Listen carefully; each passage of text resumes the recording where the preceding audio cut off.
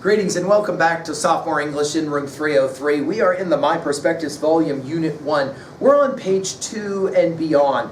Inside the Nightmare is what is this unit's title. Spine-tingling movies, books, and experiences are everywhere.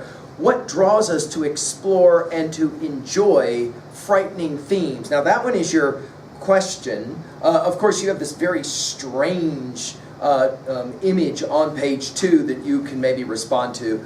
On page 4, take care of your unit goals. On page 5, take care of your academic vocabulary. And we're now ready for our exploratory or launch text on page 6. I'm reading with you first of all for your explanatory model.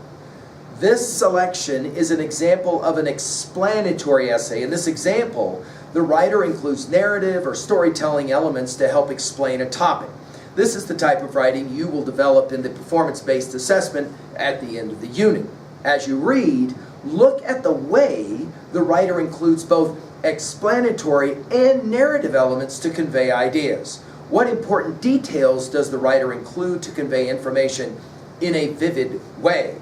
The title of this text is My Introduction to Gothic Literature. Please note that there are 5 paragraphs. You might want to circle them quickly with your ready pen as you are now ready to annotate starting on page 6.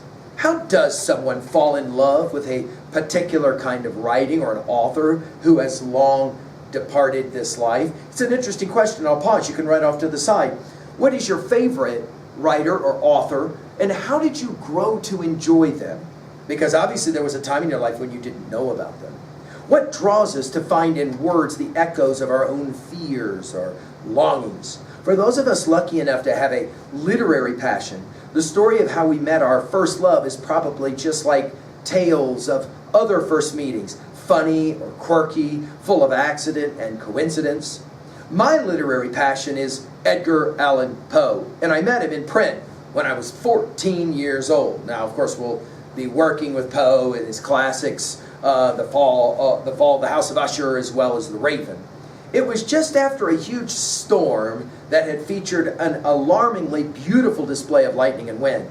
The power had been knocked out, and I was sitting at a window watching the wet night grow darker. I'd been living with my grandmother for a few weeks while my parents figured things out. I loved my grandmother, but I couldn't shake the sadness and anxiety I was feeling. The storm had been a welcome diversion. As the clouds cleared, a fog rose and filtered the moonlight, casting a bluish hue over the yard. The scene was moody and solemn, but beautiful. My grandmother broke my reverie by bursting into the room, carrying 2 lit candles and a book.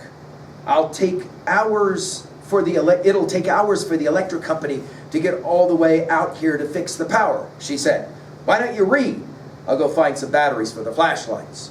She set the book and a candle on the floor and rushed out as though she had to catch the batteries before they fled. I picked up the book she'd left on the floor. It was a collection of old stories, just a paperback and not much to look at. I turned to one by Poe, The Cask of Amontillado, a text that we will study together.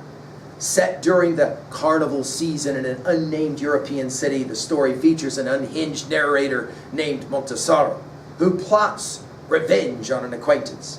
I liked the gruesome setting of a mysterious burial vault. In Poe's descriptions, I could practically smell the dust and mold, and I was stunned by the horrible ending. But what struck me most was how Montesaro spoke directly to the reader, to me. He expected my sympathy as he brought this terrible revenge. Up to that point, all the stories I'd ever read had set the criminal or lunatic at a distance. They didn't draw me into a mind that was a truly scary place to be. This one did. I finished Poe's story and turned to another. My grandmother came back with a flashlight, and I kept reading. There were more stories by Poe and others by authors whom I'd never heard of, but who came to feel like friends. Amelia B. Edwards, Horace Walpole, and Radcliffe. I later learned that these stories were part of the Gothic tradition. Go ahead and circle that phrase. But I didn't care about that. I fell into them and was carried away like someone swimming in a river. Notice the simile, circle light, right? In all of them, characters were driven by intense emotions of love or hate or jealousy. Let's read the line again. In all of them, she says. Characters were driven by intent, square that word. Emotions of love or hate or jealousy. Some featured ghosts and monsters, but others featured regular people whose sorrow made them ghostly or monstrous. They were tales full of darkness and light, just like the storm I'd enjoyed with its thunder and lightning. They were stories that made all I felt and feared seem less of a burden. That evening, spent in darkness, both real and imaginary, never left me.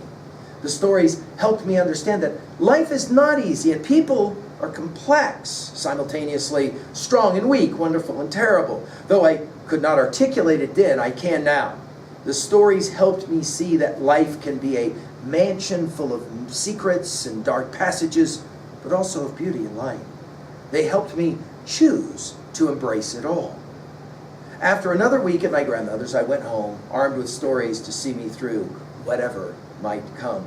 Do the vocabulary at the bottom of page 7, that graphic organizer starting with the word fear.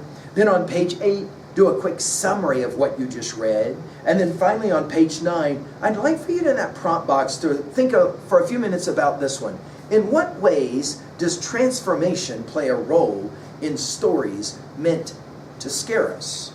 Come back and we'll work with a few of these stories in Unit 1 of My Perspectives Sophomore Volume. Thank you.